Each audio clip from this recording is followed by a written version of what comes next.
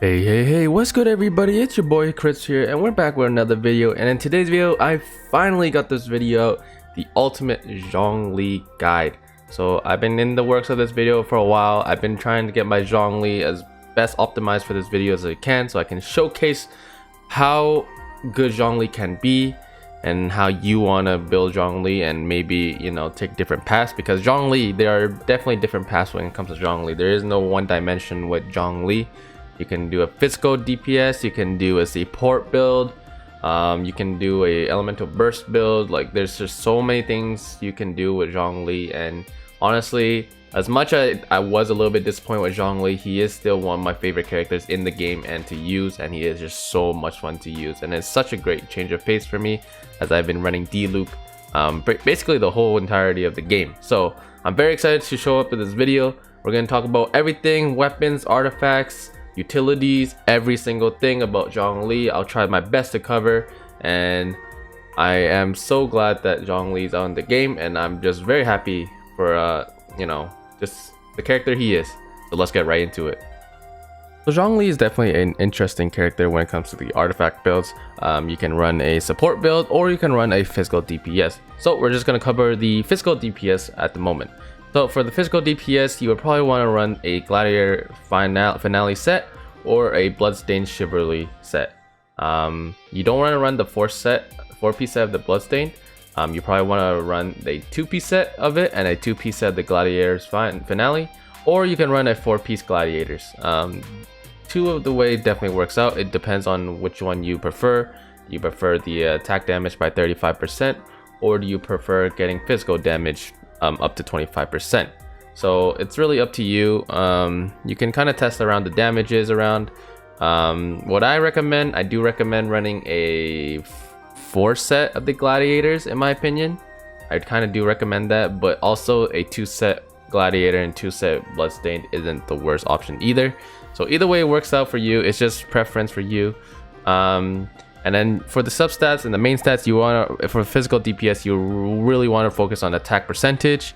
And then for the cup, you want to get the physical damage bonus, like this one right here, or you want to get crit, and you also want to get crit damage if you can as well. For the crown, you want to get maybe crit damage main stat, or you can get it as a substat. Doesn't matter, either way it works. So Zhongli is definitely a good physical set.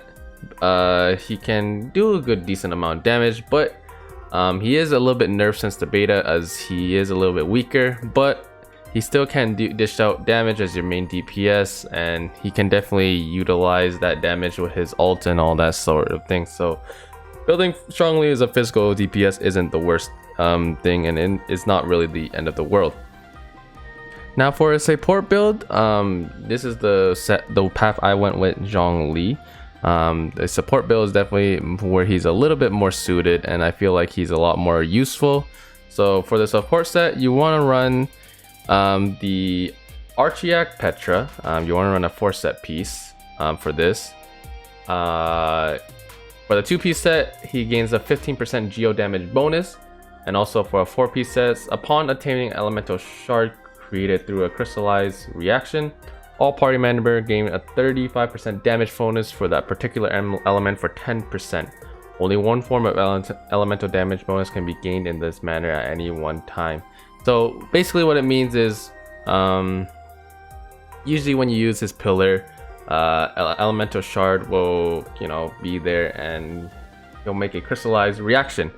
If whichever member you pick up, other than Zhongli, picks that up, they get a 35% damage bonus for that particular element. So he is definitely a good support, because 35% is a lot.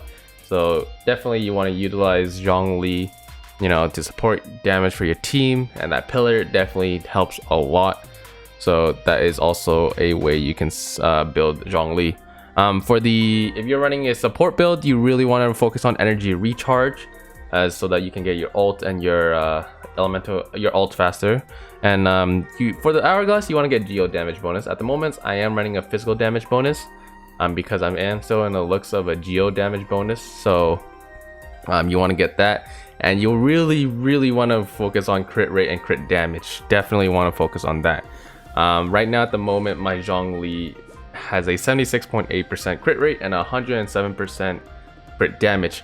The optimal percentage, you want to run a crit rate over 80%, and then you want to run a crit damage over 110% to 120%. See how you can go with that. Obviously, you need to get very good rolls on your substats, so you will be spending a lot of resin if you want that. But if you can get lucky and you can get really good rolls on crit, Zhongli definitely will be very good, especially with that ultimate doing a very hefty damage, especially petrifying the opponent. Another set you can go for with Zhongli is a Noblesse Oblige set. You can run the 4-piece set of that. That also works as well because the 4-piece set of the Noblesse will stack with your team, and you get a 20% attack bonus for 12 seconds. So definitely this set also works out for as well.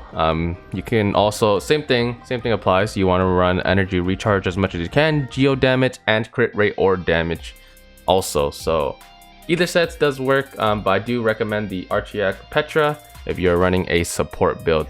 Another set you can also run as well is a retracing bolide. With this set, you can run a very tanky Zhongli. So the 2-piece set increases his shield strength by 35%, and 4-piece set, while protected by a shield, gain an additional 40% normal and charge attack damage. So what you could do for this, you can run 2-set retracing bolide and a 2-set Archiac Petra. That's definitely a combo. Or you can run a 4-piece if you really want. You can kind of make Zhongli a flex in a sense. He can main DPS with this set, and he can also be a tank as well. So definitely this set can also be another option for you.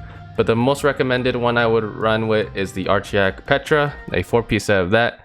As this is the set I am running, and it definitely has been helping me and my team clear out domains and the Spiral Abyss.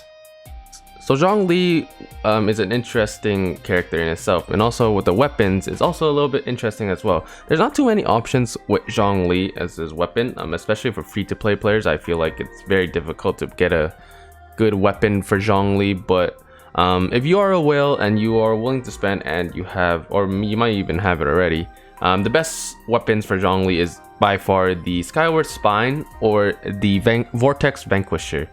Now the Vortex Vanquisher is a new weapon. It's actually in banners right now. It is the weapon of it is Zhongli's weapon, so I assume it would be good, and it is. It definitely is if you're going for a physical build. The Vortex Vanquisher is definitely a good build path to go with Zhongli. But if you're going for a support build, I do recommend the Skyward Spine. It has the energy recharge and the stats on it, and all that is definitely the way to go for Zhongli. But obviously not everyone's going to have 5-star weapons. So when it comes to free to play, I do recommend the Crescent Pike.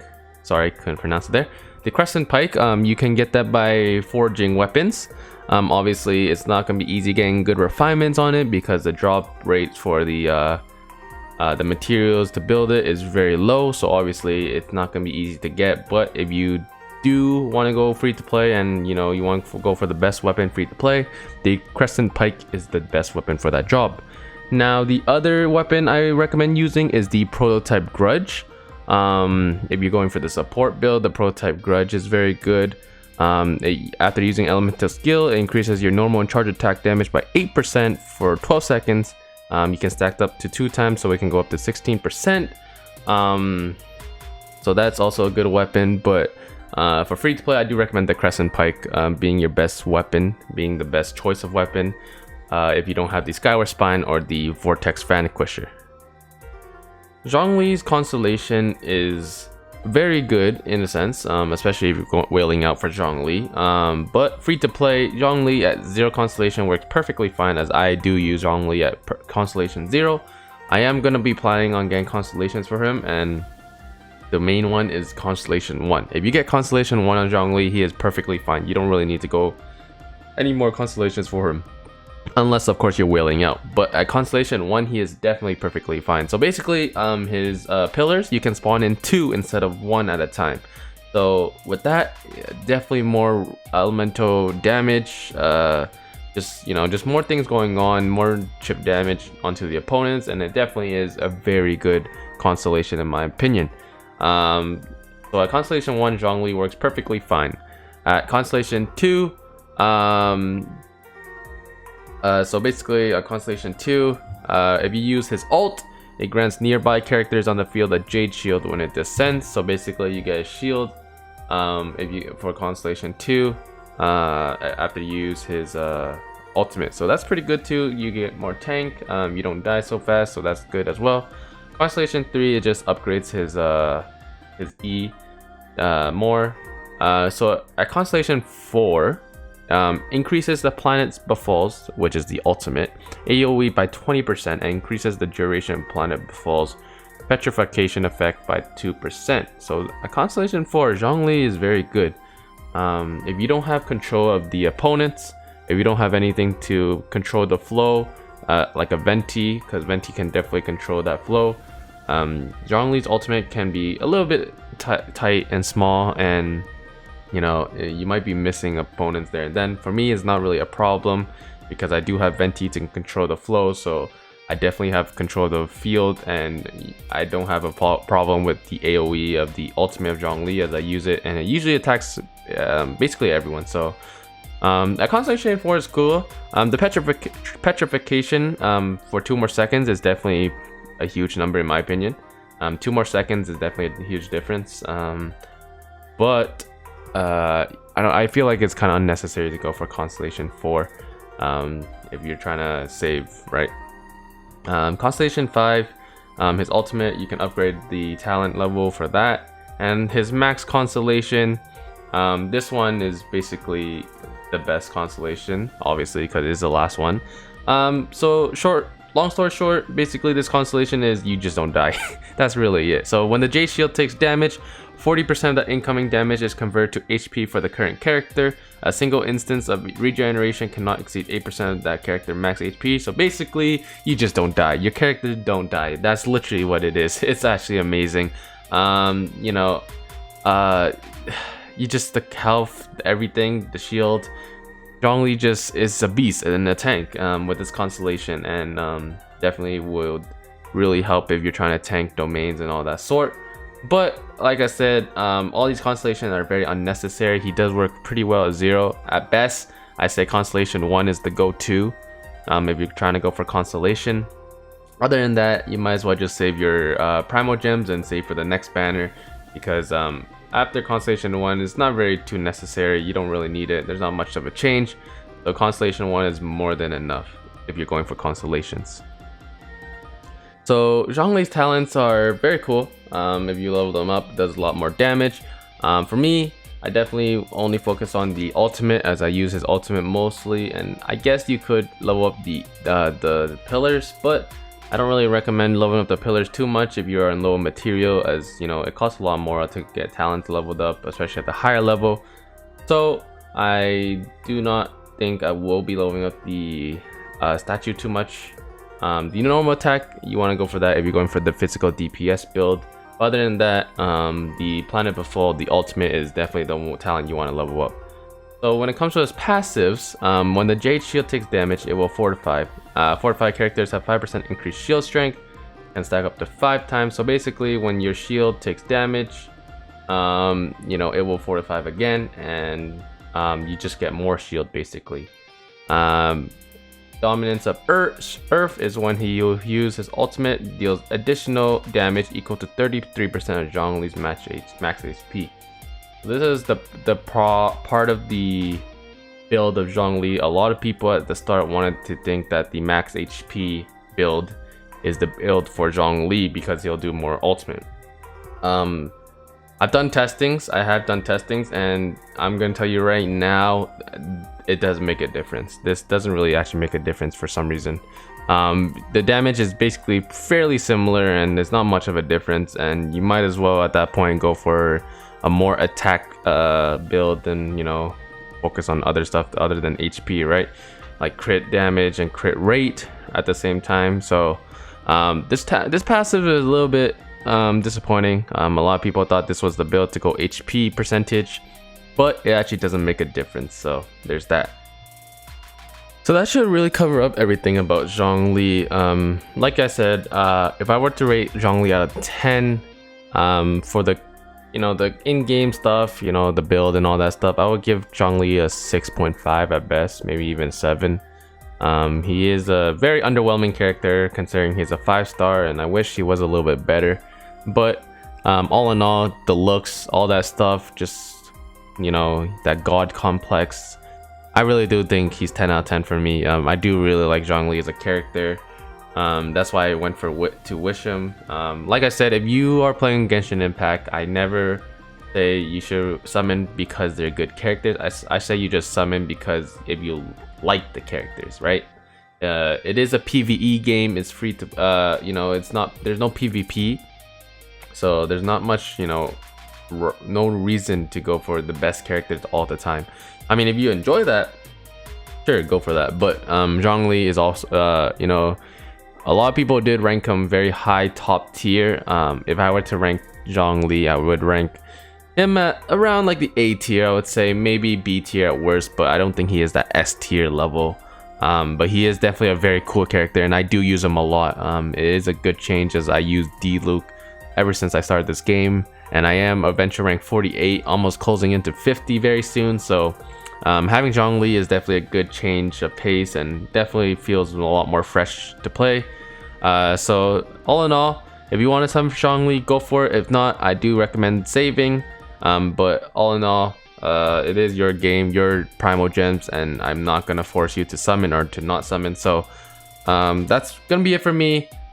This video was supposed to come out a while ago. It took me a while in a sense.